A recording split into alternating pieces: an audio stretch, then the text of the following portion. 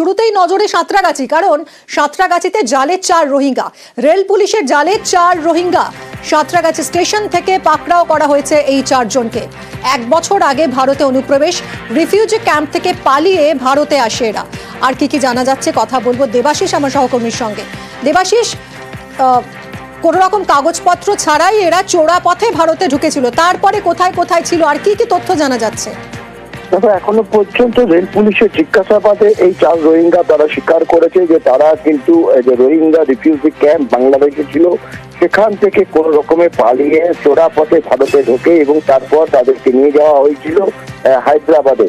এই হায়দ্রাবাদে কোথায় ছিল, কার আস্তানায় ছিল এবং কে বা কারা তাদেরকে নিয়ে এসেছিল, তাদেরকে কি কাজে ব্যবহার হতো, পুরো বিষয় কিন্তু ব্যবহৃত হতো, পুরো বিষয়টি খতিয়ে দেখার জন্য ইতিমধ্যেই তাদেরকে আদালতে পেশ করে নিজেদের হেফাজতে নিয়ে জিজ্ঞাসাবাদ শুরু করেছে। মূলত এটা জানা যাচ্ছে যেটা স্বীকার করেছে গত বছর তারা এই 1 বছর আগেই তারা ভারতে ঢোকে, চোরা পথে ঢুকেছিল, তাদের কাছে কোনো বৈধ কাগজ ছিল না এবং তারপর তারা ভারতে প্রবেশ করে সোজা চলে যাচ্ছিল হায়দ্রাবাদে। এই হায়দ্রাবাদে তারা কি করতো, কোনো সংগঠনের সঙ্গে যুক্ত ছিল কিনা তাও খতিয়ে দেখা হচ্ছে। গতকাল যখন হায়দ্রাবাদ থেকে ট্রেন ঢোকে সাঁতরাগাছিতে, তারপরে এই সাঁতরাগাছি স্টেশনে ইতস্তত ভাবে ঘুরতে চাচ্ছিল দেখা দিয়েছিল এই 4 জনকে। তখনই রেল পুলিশের সন্দেহ হয় এবং তাদেরকে আটক করে। জিজ্ঞাসাবাদের পর তারা কিন্তু স্বীকার করে তারা ভিন দেশের নাগরিক। তারপরে তাদেরকে আদালতে পেশ করে নিজেদের হেফাজতে নিয়েছে এবং তাদেরকে জিজ্ঞাসাবাদ করে তাদের একেবারে পুঙ্খানুপুঙ্খ তথ্য তারা কিন্তু জানতে চাইছে। তার কারণ আরো রোহিঙ্গা যারা রয়েছে এদের সঙ্গে বহু মানুষ এসেছিল বলে পুলিশ মনে করছে, ফলে বাকিদেরও খুঁজে বার করা, এটা হায়দ্রাবাদ ও ভারতবর্ষের যেখানে আছে সেখান থেকে তাদেরকে বার করার চেষ্টা চালাচ্ছে রেল পুলিশ। তবে এখনো পর্যন্ত মহিলাদের বা মহিলা সহ 4 জনকে আটক করে রেল পুলিশের তরফ থেকে কিন্তু জিজ্ঞাসাবাদ চলছে। মিমি, ধন্যবাদ দেবাশিস। সঙ্গে কে আছে তোমার লগে? আমার সঙ্গে হ্যাঁ, আমার সঙ্গে কেউ আছে? একা আইছো? হ্যাঁ, আমি একা। কোন দিয়ে আইছিল? নদিয়া দিয়ে পালাইছিল? নদিয়া দিয়ে টপকেছো? বাংলাদেশে কোনানে বাড়ি? আমার বাংলাদেশে কুতুপালং ক্যাম্পে। হ্যাঁ হ্যাঁ, কুতুপালং ক্যাম্পে। কবে বাইরে ছিল বাংলাদেশ থেকে? কক্সবাজারে ইন্ডিয়া নিয়ে আইছিল। बांग्लादेश में रिफ्यूजी कैंप में, रिफ्यूजी कैंप पे आते हो? इंडिया की करते हैं? इंडिया में काम करने के लिए आते हैं। तो कोথায় ধরছে তোমারে? मैं हैदराबाद था। हाँ, हैदराबाद में इनिशियर का काट है। अच्छा, सरकार का इधर का। तो बांग्ला बोलते पारो ना? बोलते पारो। কেন? তুমি তো বাংলাদেশের লোক। हम बांग्लादेश में बर्मा का लोग है। 2017 में बांग्लादेश में हावड़ा स्टेशन में पकड़े। हावड़ा स्टेशन में पकड़ा? पासपोर्ट किच्छु नहीं? पासपोर्ट नहीं है। बांग्लादेश का रिफ्यूजी कार्ड है, इंडिया का भी रिफ्यूजी कार्ड है। रिफ्यूजी कार्ड है? रिफ्यूजी कार्ड है। আবারও ভারত বাংলাদেশ সীমান্তে উত্তেজনা, আবারও বিজেপির উস্কানি। এবার উত্তর দিনাজপুরের হেমতাবাদে সীমান্তের 150 গজের মধ্যে বিজেপির বাংকার। টহলদারির সময় নজরে আসতেই তীব্র আপত্তি জানায় বিএসএফ, বন্ধ করে দেওয়া হয় বাংকার নির্মাণের কাজ। বারবার ভারত বাংলাদেশ সীমান্ত উত্তেজনা, থামছে না বিজেপির উস্কানি।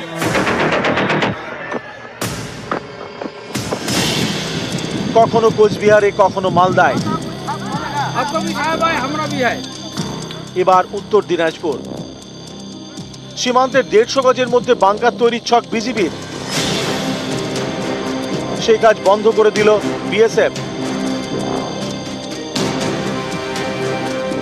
উত্তর দিনাজপুরের হেমতাবাদের শিমুলডাঙ্গা বর্ডার আউটপোস্ট। রবিবার এই সীমান্তে টহল দিচ্ছিলেন বিএসএফ জওয়ানরা। তখন তাদের নজরে পড়ে সীমান্তের ওপারে 150 গজের মধ্যে তৈরি হচ্ছে বাংকার। এতে তীব্র আপত্তি জানায় বিএসএফ। বিজেপির সঙ্গে ফ্ল্যাগ মিটিং করে বন্ধ করে দেওয়া হয় বাংকার নির্মাণের কাজ। বাংলাদেশ বারবার সীমান্ত উস্কানি দিচ্ছে, চেষ্টা করছে যুদ্ধের জিগির তৈরি করতে। কয়েকদিন আগে সীমান্ত লাগোয়া রাজবাড়িতে মহড়া দেয় বাংলাদেশি সেনা। বোমার ও বিমান উড়িয়ে ট্যাঙ্ক নিয়ে মহড়ায় নামে পদ্মাপাড়ের সেনাবাহিনী।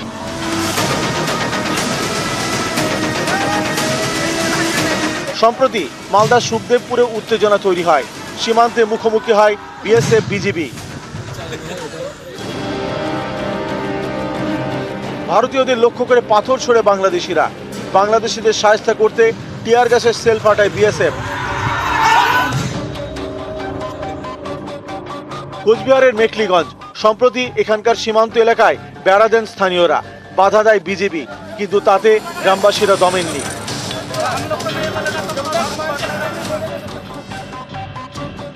এবার উত্তর দিনাজপুরের হেমতাবাদে সীমান্তের ওপারে বাংকার তৈরির ছক, যা বানচাল করে দিয়েছে বিএসএফ। নিউজ 18 বাংলা। লাগাতার বিক্ষোভে চাপে ইউনূস সরকার। গভীর রাতে ঢাকায় ইউনূসের বাসভবনের সামনে বিক্ষোভ, আবারও আন্দোলনে বাংলাদেশের ছাত্ররা। একাধিক দাবিতে বিক্ষোভ, স্বরাষ্ট্র উপদেষ্টার পদত্যাগের দাবি আন্দোলনকারী ছাত্রদের।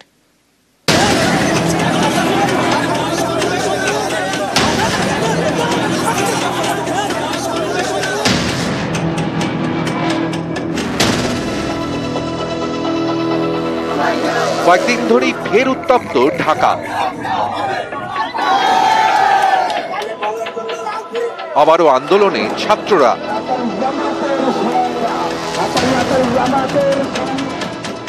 গত বছরের জুলাইয়ে ছাত্র আন্দোলনে উত্তাল হয়ে ওঠে বাংলাদেশ।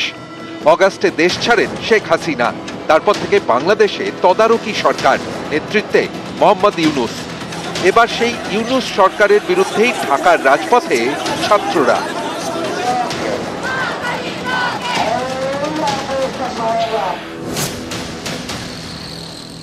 এই সরকার এটা পারে নাই, সিম্পল এটা পারে নাই। এখানে আমলাতান্ত্রিক যে একটা জটিলতা, ওই আমলারাতে বিপ্লব কেরা মানেই না। এই যে গণ অভ্যুত্থান হয়েছে, এটা কিন্তু অস্বীকারও করা হইতেছে। আমরা চাইছিলাম কি দেশটা সুন্দরভাবে চলুক, এই কারণে তো উপদেষ্টারা এই না সৎ উপদেষ্টারে দিলাম। আর সৎ উপদেষ্টারা যে এত আমলা নির্ভর হবে, এটা তারা আমরা বুঝি নাই। তারা দেখি হচ্ছে আরো বেশি তারা নিয়মতান্ত্রিক। হাসিনাকে ফালাইয়া না আমাদের আসলে ভুল হয়ে গেছে। জুলাই আন্দোলনের শহীদ এবং আহতদের আলাদা স্বীকৃতি দিতে হবে, পুনর্বাসন এবং চিকিৎসার ব্যবস্থাও করতে হবে। এই দাবিতে শনিবার থেকে শুরু আন্দোলন। রবিবার দিনভর চলে অবরোধ, বিক্ষোভ। দাবি আদায়ে পথে নামেন জুলাই আন্দোলনে আহতরাও।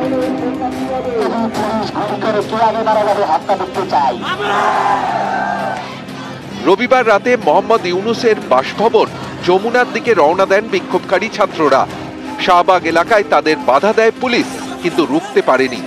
ব্যারিকেড ভেঙে ইউনূসের বাড়ির সামনে পৌঁছে যান বিক্ষোভকারী ছাত্ররা। ছাত্রদের এও দাবি, তিতুমীর কলেজকে বিশ্ববিদ্যালয় করতে হবে। সমস্ত দাবি পূরণের জন্য ইউনূস সরকারকে ডেডলাইন বেঁধে দিয়েছেন বিক্ষোভকারী ছাত্ররা। সময়ের মধ্যে কাজ না হলে বড়সড় আন্দোলনের হুঁশিয়ারিও দিয়েছেন তারা।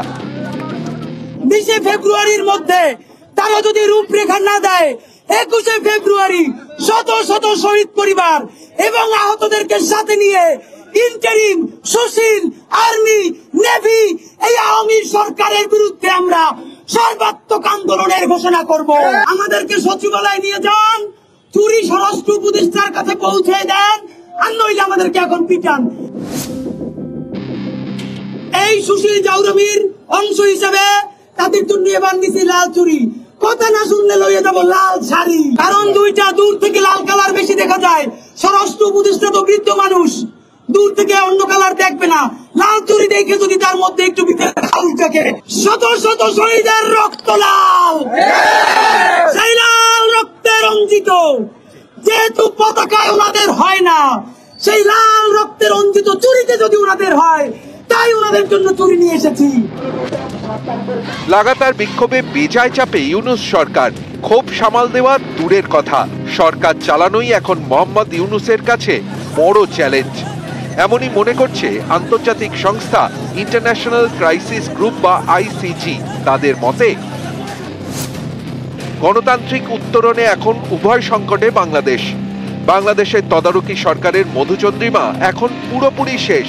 রাজনৈতিক দলগুলো ও অন্যান্য গুরুত্বপূর্ণ পক্ষ সংস্কার নিয়ে দরাদরি করছে, ভোট করানোর জন্য মরিয়া হয়ে উঠেছে। এর জেরে ইউনূস সরকারের উপর এবছর রাজনৈতিক চ্যালেঞ্জ আরও বাড়তে পারে।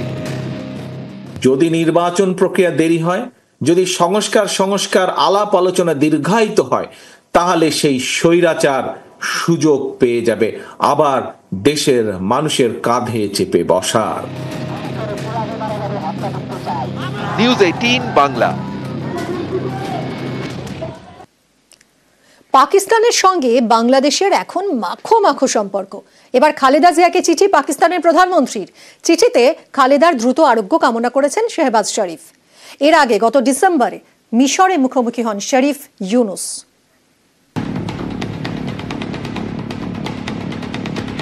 বাংলাদেশে এলো পাকিস্তানের প্রধানমন্ত্রীর চিঠি। বাংলাদেশের প্রাক্তন প্রধানমন্ত্রী তথা বিএনপি চেয়ারম্যান খালেদা জিয়াকে চিঠি শাহবাজ শরীফের।